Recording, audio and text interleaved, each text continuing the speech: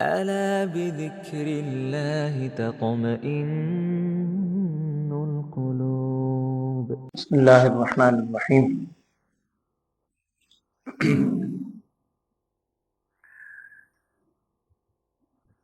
قرآن پاک میں کل 5ویں پارے کی تکمیل ہوئی تھی الحمدللہ۔ اجزاء کے اعتبار سے چھٹے پارے سے آج ہم نے آغاز کیا، اور چھٹے پارے کی جو سب سے پہلی آیت ہے اس کے الفاظ پہ اگر آپ غور کریں، اس میں اللہ جل شانہ نے فرمایا لا يحب اللہ الجہر بالسوء من القول الا من ظلم، کہ برائی کی کسی بات کو، قول سوء کو جہر کرنا، بلند کرنا، اس کا پرچار کرنا، لا يحب اللہ اس کو پسند نہیں کرتا۔ ایک صورت ہے الا من ظلم، ہاں اگر کسی پر ظلم ہوا، اگر کوئی مظلوم ہے، وہ اپنی داد رسی کے لیے اگر آواز اٹھاتا ہے اور بات کرتا ہے، عدالت میں جاتا ہے یا لوگوں کو بتلاتا ہے، دوسروں کو اس ظالم کے ظلم سے بچانے کے لیے بتلاتا ہے، اس کی اجازت ہے الا من ظلم۔ لیکن ویسے کسی بری بات کی تشہیر کرنا، پھیلانا، اللہ تعالیٰ معاف فرمائے، فی زمانہ ہمارے سوشل میڈیا پہ یا ویسے میڈیا کے اندر ہم برائی کی کوئی بات اگر کسی کی اتنی سی پتہ چل جائے کہ ہم سے الامان والحفیظ کیا اس کے ساتھ ہوتا ہے ہم سب کے سامنے۔ اللہ تعالیٰ نے سختی سے فرمایا اللہ اس کو پسند نہیں فرماتا۔ دیکھیں پردہ پوشی، یہ جو ستار العیوبی اللہ تعالیٰ کی بہت بڑی صفت ہے کہ اللہ تعالیٰ کی ذات ستار العیوب، غفار الذنوب ہم پڑھتے ہیں، عیبوں کے اوپر پردہ ڈالنا، یہ بہت بڑی اللہ کی صفت ہے۔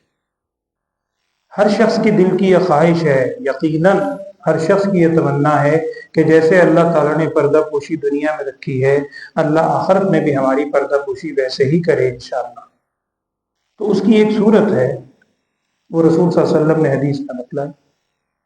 آپ صلی اللہ علیہ وسلم نے فرمایا من ستر مسلما سترہ اللہ یوم القیامہ، جو شخص دنیا میں کسی کے عیب کو چھپائے گا، ستر پوشی کرے گا، عیب کی تشہیر نہیں کرے گا، برائی کا ڈنڈورا نہیں پیٹے گا، اسے امید رکھنی چاہیے انشاءاللہ اللہ قیامت میں بھی اس کی پردہ پوشی رکھے گا۔ یہ اس وقت معاشرے کی ایک بڑی ہی بدترین صورت ہے۔ کسی کو نہیں کہہ رہا ہے، ہم اپنے حوالے سے ہم سب سوچیں، دوسروں پہ انگلیاں نہ اٹھائیں، اپنے آپ سے شروع کریں۔ ذرا کہیں بات پتہ چل جائے، آج کل تو دور ہی اسی بات کا ہے کہ سب سے پہلے کس نے خبر دی ہے، اس کے ساتھ 10 ملا کے دی ہیں، پتہ چلتا ہے 2 دن بعد کی دی وہ 2 خبر ہی غلط تھی۔ وجہ صرف کیا ہے؟ قرآن کی تعلیمات، حدیث کی تعلیمات سے ناواقفیت ہے۔ ہم نے اس کو پرسنل معاملہ سمجھا ہوا، ہم نے دنیا ہی مقصد بنائی ہوئی ہے، اللہ معاف فرمائے۔ تو میں عرض کر رہا ہوں چھٹے پارے کی پہلی آیت آپ پڑھیں، اور مفسرین نے اس میں جو تفسیر لکھی ہے اس کو پڑھیں، آپ کو اندازہ ہوگا کہ اس میں کیا بات بیان ہو رہی ہے۔ قرآن کہہ رہا ہے، یہ کوئی عام آدمی کی بات نہیں ہے۔ تو آغاز آج کی منزل کا چھٹے پارے میں ان الفاظ سے ہو، اور اسی میں دوسرے رکوع میں ہی اللہ جل شانہ نے اس کی وضاحت کی ہے بڑی تفصیل کے ساتھ، اور اللہ جل شانہ نے اس چیز، اس غلط فہمی کو دور کیا ہے، اور غلط فہمی تو خیر غلط فہمی بھی کہہ سکتے ہیں، وہ غلط فہمی آگے چل کے عقیدہ بن گئی۔ عیسائیت کا ایک یہ عقیدہ تھا، اور ان کا عقیدہ ہے بہت بڑا، ان کا یہ سمبل، شعار ہے عیسائیوں کا، نعوذ باللہ من ذالک۔ ان کا شعار یہ ہے، وہ کہتے ہیں نعوذ باللہ ثم نعوذ باللہ، کہ حضرت عیسیٰ علیہ السلام کو سولی چڑھا دیا گیا، اور اسی پہ صلیب کا نشان ان کے باقاعدہ ہر جگہ صلیب کا نشان ان کا ایک بہت بڑا شعار ہے عیسائیت کا۔ قرآن نہیں، آج کے آپ نے الفاظ سنے ہیں چھٹے پارے میں، آپ پڑھیے گا دوسرے رکوع کے اندر اللہ تعالیٰ نے بہت واضح الفاظ میں ارشاد فرمایا وَمَا قَتَلُوهُ وَمَا صَلَبُوهُ۔ اس سے زیادہ وضاحت خالق کائنات فرما رہا ہے، جسے ایک ایک ذرے ذرے کا علم ہے، اور کس کتاب میں فرما رہا ہے ذَلِكَ الْكِتَابُ لَا رَيْبَ فِيهِ، جس میں شک و شبے کی گنجائش ہے۔ اللہ تعالیٰ کیا فرما رہا ہے مَا قَتَلُوهُ وَمَا صَلَبُوهُ، نہ تو انہیں قتل کیا گیا نعوذ باللہ، اور اگر تم سمجھتے ہو سولی نعوذ باللہ مَا صَلَبُوهُ، انہیں سولی بھی نہیں چڑھایا گیا، ولیکن شبہ لہم، لیکن وہ جو لوگ تھے ان پر یہ بات مشتبہ کر دی گئی۔ اب اس دن بھی میں نے عرض کیا تھا کہ قرآن کی سب سے پہلی تفسیر قرآن خود کرتا ہے، القرآن یفسر بعضہ بعضا، سب سے پہلا اصول یہ ہے۔ جب قرآن نے خود وضاحت کر دی اس بات کی تو باقی ساری چیزیں ایک طرف چلی گئی۔ تو یہ آپ پڑھیں، خود پڑھیں۔ میں اسی لیے بار بار روز ہر دوسرا جملہ میرے یہی ہوتا ہے کہ میں کوئی آپ کو تفصیل نہیں بتلا رہا، میں تو یعنی چیدہ چند باتیں آپ کے سامنے رکھ رہا ہوں تاکہ آپ اس ماہ مبارک میں بعد میں بھی ان مقامات کو جا کے کھولیں۔ اللہ تعالیٰ نے ایک ایک چیز کھول کھول کے بیان کر دیا ہے، یہاں بھی پورے وضاحت سے بیان فرمایا۔ اسی طرح سورہ نساء کی آخری آیت جہاں سورہ مائدہ شروع اس سے پہلے، وہاں اللہ جل شانہ نے کچھ تفصیل تو کل آئی تھی وراثت کے حوالے سے، کہ وراثت کی پورے میں نے عرض کیا تھا پورا ایک علم ہے، علم فرائض، وہ سارا بیان ہوا۔ ایک سورہ نساء کی آخری آیت آج آپ نے سنی ہے، یستفتونک فی الکلالہ، وہ آپ سے کلالہ کے بارے میں پوچھتے ہیں۔ کلالہ وہ شخص کہلاتا ہے کہ جو جب دنیا سے رخصت ہو اس کے وارثوں میں جو سب سے پہلے وارث بنتے ہیں۔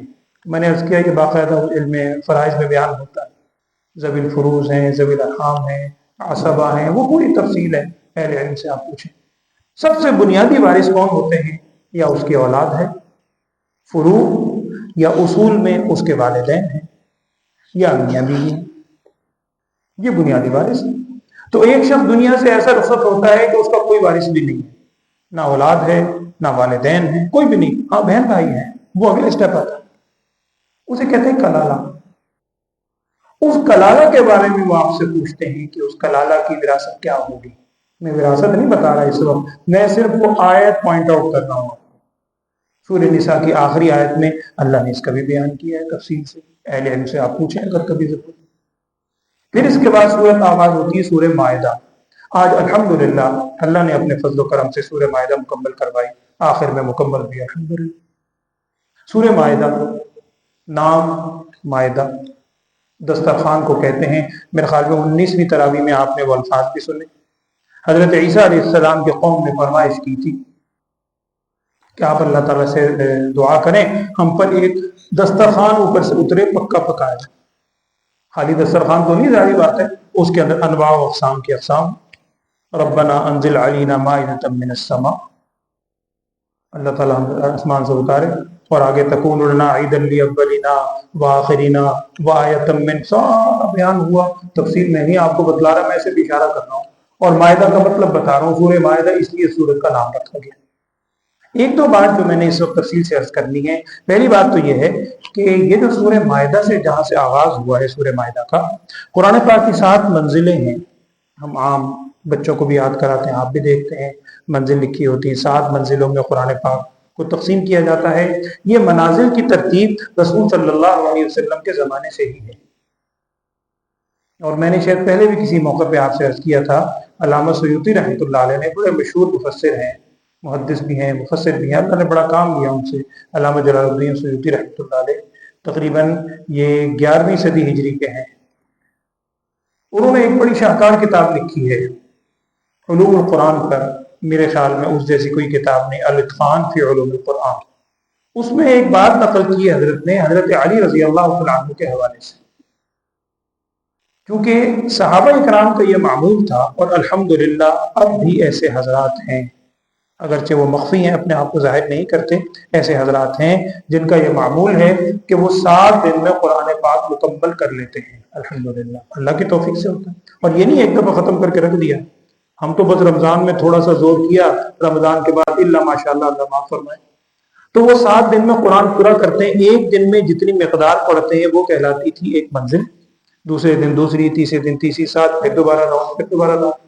میں عرض کر رہا تھا حضرت علی رضی اللہ تعالیٰ عنہ نے یہ بات نقل کی ہے کہ علامہ سیوطی رحمۃ اللہ نے لکھا ہے کہ حضرت علی رضی اللہ تعالیٰ عنہ قرآن پاک پڑھتے تھے فمی بشوق کی ترتیب پر، 7 حرف ہیں، فمی بشوق کی ترتیب پر۔ اب یہ فمی بشوق کیا ہے؟ میں بعض اوقات امتحان میں بچوں سے میں نے ایک دو دفعہ پوچھا کہ بیٹا یہ بتاؤ کہ تیسری منزل حافظ ہو تم، منزلیں ساتھ پتہ ہے تھوڑا بہت، تیسری منزل شروع کہاں سے ہوتی ہے یا پانچویں منزل شروع کہاں سے ہوتی ہے؟ 1 منٹ کو بچہ چونکتا ہے اور سوچتا ہے، ظاہری بات ہے ایک دم سے تو نہیں آتا۔ یہ 7 حرف اگر آپ یاد کر لیں تو آپ کو ازبر ہو جائیں گے، ہم نے بھی اسی طرح یاد کیا ہے بچپن سے۔ فمی بشوقن کیا ہے؟ یہ 7 حرف ہیں۔ علامہ سیوطی رحمۃ اللہ لکھتے ہیں کہ حضرت علی رضی اللہ تعالیٰ عنہ اور صحابہ بھی ان کا معمول تھا، اور آج آپ دیکھیں یہی ترتیب ہے۔ پہلی منزل شروع ہوتی ہے فا، سورہ فاتحہ شروع ہوئی، پہلی آیت مکمل ہوئی۔ دوسری شروع ہوتی ہے میم، فمی، سورہ مائدہ 6 پارہ، آج ہم نے پورے مائدہ پڑھی۔ تیسری شروع ہوتی ہے فمی یا سورہ یونس 11واں سپارہ۔ چوتھی منزل شروع ہوتی ہے فمی بشوق با، سورہ بنی اسرائیل 15واں سپارہ۔ پانچویں شروع ہوتی ہے بشوق شین، سورہ شعراء 19واں سپارہ۔ چھٹی منزل شروع ہوتی ہے بشوق واو، سورہ والصافات 23واں سپارہ۔ اور ساتویں منزل شروع ہوتی ہے قاف، اس سورت کا نام بھی قاف ہے، 26واں سپارہ۔ تو فمی بشوق، تو فمی بشوق میں آج فا یعنی پہلی منزل ہم نے مکمل کر لی، اللہ نے کروائی، ہم نے کیا کی؟ دوسری منزل کا آج ہم نے آغاز کیا۔ تو یہ منازل کی ترتیب اس وجہ سے بھی ہے، اور بھی اس کی حکمتیں ہیں بہت سی۔ دوسری بات، سورہ مائدہ یہ ان صورتوں میں ہے، مدنی صورت ہے جو بالکل اخیر میں نازل ہونے والی ہے۔ اسی صورت میں وہ آیت بھی آج آپ نے سنی ہے، اس صورت کے دوسرے رکوع میں ہے، جو مشہور قول یہی ہے کہ وہ سب سے آخر میں آیت اترنے والی ہے۔ اگرچہ اہل علم نے دوسری آیت کے بارے میں بھی کہا ہے، سورہ بقرہ کی آیت، لیکن یہ قول بھی مشہور ہے کہ تکمیل دین کا جس آیت میں ذکر ہے حجۃ الوداع کے موقع پر یا اس کے بعد یہ آیت نازل ہوئی، آج آپ نے سنی، الیوم اکملت لکم دینکم واتممت علیکم نعمتی ورضیت لکم الاسلام دینا، یہ سورہ مائدہ کے اندر ہی ہے۔ تو سورہ مائدہ آخر کی صورتوں میں سے ہے۔ اس سورہ مائدہ میں احکامات بہت تفصیل سے بیان ہوئے ہیں۔ ایک چیز سورہ مائدہ میں بہت ڈیٹیل سے ہے، وہ میں نے آپ کے سامنے اس وقت رکھی۔ دیکھیے، اللہ تعالیٰ نے انسان پر جو چیزیں عائد فرض کی ہیں، ہم اگر دین کا خلاصہ نکالیں تو 5 بیسک چیزیں بنتی ہیں۔ کبھی آپ سوچ کے دیکھیے گا، اہل علم نے بیان کیا ہے 5 بنیادی چیزیں ہیں جو دین کا، پورے دین کا خلاصہ ہے۔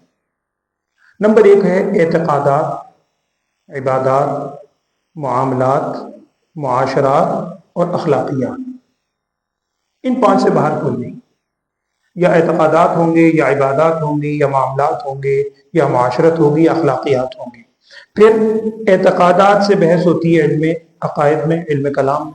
باقی 3 چیزیں عبادات، معاملات، معاشرات، اس سے بحث ہوتی ہے علم فقہ میں، جسے فقہ بولتے ہیں، فقہ لفظ زیادہ بہتر ہے، فقہ میں۔ اس کے اندر یہ نماز، روزہ، حج، زکوٰۃ، ساری یہ ایک چیز ہے عبادات۔ پھر اس میں آگے چل کر آتا ہے معاملات میں، ایک ہوتے ہیں عقوبات اور مناطحات۔ میں نے صرف ایک بات ذکر کرنی ہے، عقوبات۔ عقوبات کا مطلب ہے سزائیں۔ اس سورہ مائدہ کے اندر انسان سے جو جرم ہوتے ہیں، ان جرائم کی سزائیں اللہ نے بیان کی ہیں۔ اس کو تھوڑا سا بس آپ سمجھ لیں۔ دیکھیں، عام طور پر ہمارے آئین میں بھی اور دیگر ملکوں کے قوانین میں بھی اگر آپ غور کریں، ایک ہی سزا کا نام رکھا جاتا ہے، اسے کہتے ہیں تعزیر۔ آپ نے پڑھا ہے، ہم نے بھی پڑھا، تعزیرات ہند، تعزیرات پاکستان، یا فوجداری قانون، زیادہ سے زیادہ یوں کر لیں گے آپ، 2 طرح فوجداری قانون بنا لیا، تعزیرات رکھ دی، تعزیرات پاکستان۔ شریعت میں ایسا نہیں ہے، تعزیر ہے شریعت میں، لیکن شریعت میں 3 نام یاد رکھیں ہمیشہ، ایک حدود، ایک قصاص اور ایک تعزیر۔ 3 چیزیں ہیں، حدود، قصاص اور تعزیر۔ تعزیر کسی جرم کی وہ سزا کہلاتی ہے اسلام میں جس کا قرآن اور حدیث میں واضح طور پر ذکر نہ ہو۔ یعنی اللہ تعالیٰ نے آپشن رکھی ہے کہ حاکم وقت اپنے حساب سے اس میں کمی زیادتی کر سکتا ہے، اس بندے کو دیکھ کر، اس ماحول کو دیکھ کر، ان حالات کو دیکھ کر فیصلہ کم زیادہ ہو سکتا ہے۔ تو یہ ہے تعزیر، جس کی سزا قرآن و حدیث میں واضح طور پر بیان نہیں ہوئی۔ دوسری وہ سزائیں ہیں جن کا قرآن یا حدیث میں واضح طور پر ذکر ہے، ان کو ہم کہتے ہیں حدود۔ پھر حدود کی دو صورتیں آگے جا کے بنتی ہیں۔ قصاص کیا ہے؟ کہ وہ سزا جس کا ذکر قرآن و حدیث میں ہے، واضح طور پر ہے، ان میں سے 3 آج آپ نے سنی ہے، واضح طور پر ہے، لیکن اس میں اللہ تعالیٰ کی طرف سے بندے کے حق کو غالب رکھا گیا ہے۔ میں پھر دوہرا دیتا ہوں، کسی جرم کی وہ سزا جس کا قرآن و حدیث میں وضاحت سے ذکر ہے، لیکن اللہ تعالیٰ نے بندے کے حق کو اس سزا میں غالب رکھا ہے، اسے کہتے ہیں قصاص۔ وہ صرف ایک ہے، جان کے بدلے جان۔ چونکہ حدود میں معافی نہیں ہوتی، قصاص میں معافی ہو سکتی ہے۔ اللہ نے بندے کے حق کو غالب رکھا ہے، اللہ نے رکھا ہے جان کے بدلے۔ آج آپ نے سنا ہے ان النفس بالنفس والعین بالعین والانف بالانف والاذن بالاذن والسن بالسن والجروح قصاص۔ آج آپ نے آج سنی، تو قصاص ہو گیا، جان کے بدلے جان۔ دوسری ہے حدود۔ حدود وہ ہوں گی کہ وہی سزا جس کا ذکر قرآن و حدیث میں واضح طور پر ہے، لیکن اس میں اللہ کے حق کو غالب رکھا گیا۔ ایک حق اللہ ہوتا ہے، ایک حق العباد ہوتا ہے۔ بندے کے حق کو غلبہ ہے تو قصاص، اللہ کے حق کو غلبہ ہے، ہم نے نہیں کیا، یہ شریعت نے خود کیا ہے، اسے کہتے ہیں حدود۔ حدود ٹوٹل کتنی ہے؟ 5، جن میں سے 3 آج آپ نے سنی۔ اگر کوئی شخص کسی کو قتل کرتے، قتل کے بدلے قتل، یہ تو ہوگی قصاص۔ اس کے علاوہ 2 حدود کون سی آج آپ نے سنی؟ چوری کی سزا ہے، جرم کی سزا ہے، قرآن نے بیان کی ہے والسارق والسارقۃ فاقطعوا ایدیہما، چوری کی سزا آج آپ نے سنی قرآن میں۔ آج سورہ مائدہ کہ اگر چوری کرتا ہے، اس کی بڑی شرائط ہے، تفصیل ہے، وہ اہل علم سے آپ سنیں کس چوری میں سزا ہوتی ہے، ہاتھ کٹنے کی ساری، لیکن چور کا ہاتھ کاٹا جائے گا۔ اور یہاں قرآن نے سارق اور سارقہ، مرد اور عورت دونوں کا ذکر کیا، ایک سزا ہو گئی۔ دوسری سزا وہ بھی آج ہی آپ نے سنی ہے، سورہ مائدہ کے اندر ہی سنی ہے، وہ ہے کہ اگر کوئی شخص غداری کرتا ہے یا دوسرے آسان زبان کے اندر ڈاکہ زنی کرتا ہے، ڈاکہ ڈال رہا ہے، گن پوائنٹ، ایک ہوتی چوری، آپ جانتے ہیں چوری تو چھپ کر کی جاتی ہے، کسی کا مال محفوظ چرایا جاتا ہے، ایک ہے یعنی سامنے ڈاکہ کر رہا ہے اور دہشت پھیلا رہا ہے، اسے کہتے ہیں محاربہ۔ قرآن نے اس کی سزا بیان کی، آج آپ نے سنا انما جزاء الذین یحاربون اللہ ورسولہ ویسعون فی الارض فسادا ان یقتلوا او یصلبوا او تقطع ایدیہم وارجلہم من خلاف او ینفوا من الارض۔ 4 سزائیں قرآن نے بیان کی، وہ کیا ہیں وہ میں بتا دیتا ہوں۔ اور 4 سزائیں کیوں ہیں؟ یہ چاروں نہیں لاگو ہوں گی، اصل میں 4 صورتیں ہیں مختلف۔ اگر کوئی شخص راستے میں بیٹھتا ہے، جس کو ہم آسان زبان میں آج کل کہتے ہیں دہشت گردی پھیلا رہا ہے، ابھی بھی ہوئی، اللہ بچائے، پشاور میں کام مختلف علاقوں میں، تو اگر کوئی شخص دہشت گردی کر رہا ہے، خوف و ہراس پھیلا رہا ہے، اور وہ اس خوف و ہراس میں، اس دہشت گردی میں وہ چوری کرتا ہے، مال بھی چورا لیتا ہے، تو اس کی سزا کیا ہے؟ وہی ہاتھ کاٹا جائے، لیکن ہاتھ کاٹا جائے گا ایک دایاں اور ایک بایاں۔ او تقطع ایدیہم وارجلہم من خلاف، قرآن کہہ رہا ہے۔ اور اگر وہ اس دہشت گردی میں، اس ہنگامہ آرائی میں قتل بھی کر دیتا ہے، صرف قتل کرتا ہے، چوری نہیں ہے ساتھ، اس کا ہے ان یقتلوا، قتل کر دیا جائے۔ اور اگر قتل بھی کرتا ہے، چوری بھی کرتا ہے، یعنی اس کا جرم 2-3 طرح کے ہیں، تو پھر صرف قتل نہیں ہے، سولی دیا جائے گا اور نیزے سے اس کا پیٹ چاک کیا جائے گا، سولی چلایا جائے گا، زیادہ اس کے لیے عبرتناک سزا ہے۔ اور اگر صرف دہشت گردی اس نے کی ہے، خوف و ہراس پھیلایا ہے، چوری کا یا اللہ معاف فرمائے قتل کا موقع اسے نہیں مل سکا، اس کے لیے پھر کیا ہے؟ او ینفوا من الارض، پھر اس کو اس اسلامی حدود سے جلا وطن کر دیا جائے۔ لیکن یہاں پر اہل علم نے ایک بات لکھی ہے کہ ظاہری بات ہے، آپ یہاں سے جلا وطن کریں گے، دوسری جگہ جائے گا، وہاں جا کر کرے گا، تو اس کی آسان صورت یہ بھی لکھی ہے، اہل علم نے وضاحت کی ہے کہ اس کو قید کر دیا جائے۔ تو یہ محاربے کی سزا، یہ ہم نہیں کہہ رہے، کسی انسان کی بنائی ہوئی نہیں ہے، قرآن نے خود بیان کی ہے محاربے کی سزا۔ تو یہ بھی حد ہے، چونکہ قرآن میں بیان ہوئی ہے، سزا ہے، اس کو کہتے ہیں حد محاربہ، اور ایک حد سرقہ، یہ آج آپ نے سنی۔ دو حدود ہیں، میں ابھی بتا دیتا ہوں، وہاں پھر اس کی تفصیل نہیں، آگے سورہ نور میں آئی۔ ایک ہے حد زنا، اللہ معاف فرمائے، بے حیائی کی سزا، وہ بھی قرآن نے بیان، الزانیۃ والزانی فاجلدوا کل واحد منہما، 100 کوڑے لگائے جائیں۔ اور اسی میں دوسرے رکوع میں ہے حد تہمت زنا، جسے ہم کہتے ہیں حد قذف۔ اگر کوئی کسی پاک دامن عورت پر تہمت لگا دیتا ہے زنا کی، بے حیائی کی، ہے پاک دامن عورت، اور وہ جرم ثابت نہیں ہوتا، تو اس الزام لگانے والے پر کیا لگے گی؟ حد لگے گی۔ اسے کہتے ہیں حد تہمت زنا۔ تو حد زنا، حد تہمت زنا 2، اور 2 یہ ہو گئی 4، اور ایک حد وہ ہے جس کا ذکر حدیث کے اندر ہے اور صحابہ کے من سے ہے، وہ ہے حد شرب خمر۔ حد شرب خمر کا مطلب ہے کہ شراب پینے کی حد۔ بعضوں نے ایک اور حد بھی شمار کی ہے، حد ارتداد، اگر کوئی مرتد ہو جائے، باہر یہ علمی بحث ہے۔ تو میں نے صرف یہ بتایا ہے سورہ مائدہ میں جرائم کی سزائیں جو اللہ نے متعین کی ہیں، وہ سورہ مائدہ کے اندر تفصیل سے اللہ تعالیٰ نے بیان فرمائی۔ یہ ہو گیا ایک آیت اور سورہ مائدہ ہی کی ہے، اگر وقت ہوا تو ایک بات اور، ورنہ یہ آخری بات ہوگی۔ وہ آج آپ نے غالباً آخری تراویح کے اندر، یعنی سورہ مائدہ ہی میں ہی ہے، 7ویں پارے میں آپ نے وہ الفاظ سنے ہیں۔ ان الفاظ کو ذرا کبھی غور کیجئے گا۔ وہ بظاہر میں یہ سمجھتا ہوں کہ آج کل ہر دوسرے بندے کی، وہ جو درد دل رکھنے والا ہے، اس کے دل میں جو احساس پیدا ہوتا ہے نا، اس کا جواب دیا ہے اس آیت۔ وہ کیا ہے؟ اس آیت میں، اس رکوع میں آپ دیکھیں 7ویں پارے، بہت احکامات ہیں، یا الذین آمنو، یا الذین آمنو، یا الذین آمنو، اے ایمان والو، اے ایمان والو۔ اسی میں آخر میں ہے یا الذین آمنو علیکم انفسکم، اے ایمان والو تم پر لازم ہے تمہارا اپنا نفس۔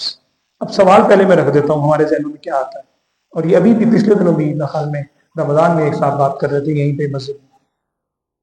وہ یہ ہے کہ ہم یہ دیکھتے ہیں کہ بظاہر اصلاح معاشرہ کی، معاشرے کی اصلاح کی بہت تنظیمیں اور نام جو بھی آپ رکھ لیں، ایکس وائی زیڈ، ساری غالباً خلوص سے کام کر رہے ہیں۔ تو جو بھی آپ اصلاح معاشرہ کی تنظیمیں ہیں، بہت تنظیمیں لگی ہوئی ہیں، سب کا موقف ایک ہی ہے، زمانہ بڑا خراب ہے جی، زمانے کی اصلاح کرنی ہے، میں انشاءاللہ نکلا ہوں زمانے کی اصلاح کرنے، دوسرا تیسرا جماعت بن گئی۔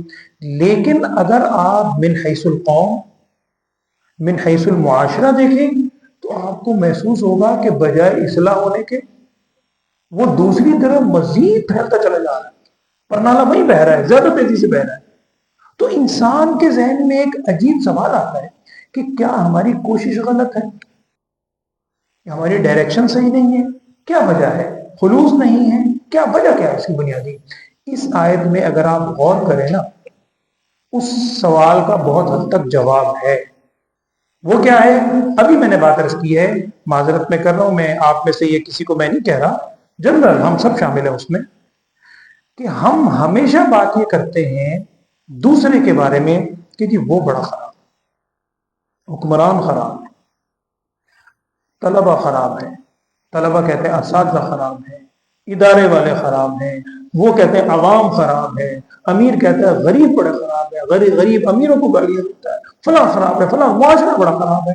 معاشرے کی میں نے اصلاح کرنی ہے، ہر شخص چھڑی گھماتا ہے دوسرے کی طرف، یہ کوئی نہیں کہتا کہ میں بڑا خراب،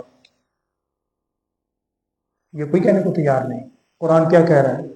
سنیں اب آیت، سورہ مائدہ کی آیت ہے، یا الذین آمنو علیکم انفسکم، اے ایمان والو سب سے پہلے لازم ہے تم پر تمہاری اپنی ذات، لا یضرکم من ضل، تمہیں کسی کی گمراہی سے کوئی ضرر نہیں پہنچے گا، اذا اہتدیتم، جب تم خود ہدایت کرو۔ اگر تم نے اپنی فکر کر لی نا سب سے پہلے، تو دوسرے کی گمراہی سے تمہیں کوئی نقصان نہیں پہنچنا۔ لیکن یہی ایک غلط فہمی بھی میں کلیئر کر دوں، چونکہ صدیق اکبر رضی اللہ تعالیٰ عنہ نے اسی آیت کے حوالے سے اس کی وضاحت بھی کی ہے۔ اس کا مطلب یہ نہیں ہوتا کہ آپ دوسرے کو امر بالمعروف کرنا چھوڑ دیں کہ جی بس آپ نے تو اچھی آواز آ جائے تو میں نے آیت سن لی کہ علیکم انفسکم، بس ٹھیک ہے گھر میں بیٹھ جاؤ، اللہ اللہ کرو، اپنی فکر کرتے رہو، دوسروں کو چھوڑ دو، یہ مطلب نہیں ہے۔ صدیق اکبر رضی اللہ تعالیٰ عنہ نے اس کی وضاحت کی کہ اس کا معنی یہ نہیں ہے، اس لیے کہ دوسرے کے بارے میں وہ تو آپ صلی اللہ علیہ وسلم ارشاد فرمایا الا کلکم راعٍ وَكُلُّكُمْ مَسْئُولٌ عَنْ رَعِيَّتِهِ، تم میں سے ہر شخص سے اس کے رعایا کا سوال ہوگا، ساری باتیں ہیں۔ اس آیت کا پھر مطلب یہ ہے کہ جب تم نے اپنی سی کوشش کر لی، جتنا تم سے ہو سکتا تھا تم نے وہ کوشش کر لی، لیکن معاملہ پھر بھی جو کا تو ہے، اب پھر زیادہ فکر نہ کرو، اب اپنے آپ کو لے کر بیٹھ جاؤ، اب انشاءاللہ دوسرے کی گمراہی سے تمہیں کوئی ضرر نہیں پہنچے گا۔ یا الذین آمنوا علیکم انفسکم لا یضرکم من ضل اذا اہتدیتم الی اللہ مرجعکم، اللہ کی طرف لوٹنا ہے، پھر اللہ تعالیٰ تمہیں بتائے گا تم کیا کرتے رہے۔ اور یہی آخر میں اسی حوالے سے میں ایک حدیث کا واقعہ بھی سنا دیتا ہوں۔ ایک صحابی ہیں حضرت حنظلہ رضی اللہ عنہ، جن کا لقب بھی ہے غسیل ملائکہ، وہ واقعہ نہیں میں سنا رہا، ان کی ایک بات جملہ عرض کر رہا ہوں۔ حضرت حنظلہ رضی اللہ عنہ ایک مرتبہ آپ صلی اللہ علیہ وسلم کی خدمت میں آئے، اور واقعہ میں لکھا ہے کہ دور سے آئے پکارتے ہوئے آئے، نافق حنظلہ نافق حنظلہ نافق حنظلہ، یا رسول اللہ صلی اللہ علیہ وسلم حنظلہ منافق ہو گیا، میں منافق ہو گیا، میں منافق ہو گیا۔ نبی صلی اللہ علیہ وسلم پوچھا حنظلہ کیا ہوا؟ کہنے لگے یا رسول اللہ صلی اللہ علیہ وسلم عجیب کیفیت ہے، جب آپ کی مجلس میں بیٹھتا ہوں، آپ کے ارشادات سنتا ہوں، دل پہ بڑا اثر ہوتا ہے، عہد کر کے جاتا ہوں کہ بس آئندہ سے یہ چھوڑ دوں گا، لیکن جب اپنے وہ صحابی رسول کہہ رہے ہیں صلی اللہ علیہ وسلم، کہنے لگے لیکن جب اپنے معاملات میں جاتا ہوں وہ دل کی کیفیت بدل جاتی ہے۔ انسان ہے، کبھی وہ خیال بھی نہیں آتا، بھول بھی ہو جاتی ہے، تو کہنے لگے میں تو سمجھتا ہوں کہ یہ نفاق ہے، آپ کے سامنے وعدہ کچھ ہے، عہد کچھ ہے، اور عمل بعض اوقات ٹوٹ جاتا ہے۔ تو نبی صلی اللہ علیہ وسلم ارشاد فرمایا اے حنظلہ گھبراؤ نہیں، ساعتن فساعتن، یہ گھڑی گھڑی کی بات ہے، کبھی وہ کیفیت ہوتی ہے، کبھی یہ بھی کیفیت ہوتی ہے۔ اس میں جو محدثین نے ایک نقطہ لکھا ہے وہ یہ ہے، آپ غور کریں، حضرت حنظلہ رضی اللہ تعالیٰ عنہ نبی صلی اللہ علیہ وسلم کے پاس یہ کہنے نہیں آئے کہ جی دیکھیں جی دوسرے یہ کر رہا ہے، دوسرے یہ کر رہا ہے، دوسروں کو میں یوں دیکھتا ہوں، دوسروں کو میں یہ دیکھتا ہوں، وہ آپ کے سامنے کل تو اٹھ کر گئے تھے، نہ، اپنی فکر لے کر آئے کہ یا رسول اللہ صلی اللہ علیہ وسلم میری یہ کیفیت میں محسوس کرتا ہوں، اور شاید یہ نفاق نہ ہو۔ تو اتنا جب انسان اپنی فکر کرے گا، اس کے بعد جب آپ دوسرے کو محبت سے بات کہیں گے، اس کی تاثیر بھی انشاءاللہ ضرور ہوگی، یقیناً ہوگی۔ تو میں پھر آیت پڑھ دیتا ہوں، یا الذین آمنوا، مجھے آیت نمبر اس وقت یاد نہیں ہے، 7ویں پارے کے 3 رکوع میں یہ آیت آتی ہے سورہ مائدہ میں ہی، یا الذین آمنوا علیکم انفسکم لا یضرکم من ضل اذا اہتدیتم۔ ایک دو باتیں اسی حوالے سے اور تھیں، کل موقع ہوا تو میں انشاءاللہ عرض کروں گا۔ اللہ تعالیٰ عمل کی توفیق دے۔ الحمدللہ رب العالمین، اللهم صل على سيدنا ومولانا محمد وعلى آل سيدنا ومولانا محمد وبارك وسلم. اللهم ارنا الحق حقا وارزقنا اتباعه، وارنا الباطل باطلا وارزقنا اجتنابه. اللهم وفقنا لما تحب وترضى، واجعل آخرتنا خيرا من الأولى يا أرحم الراحمين.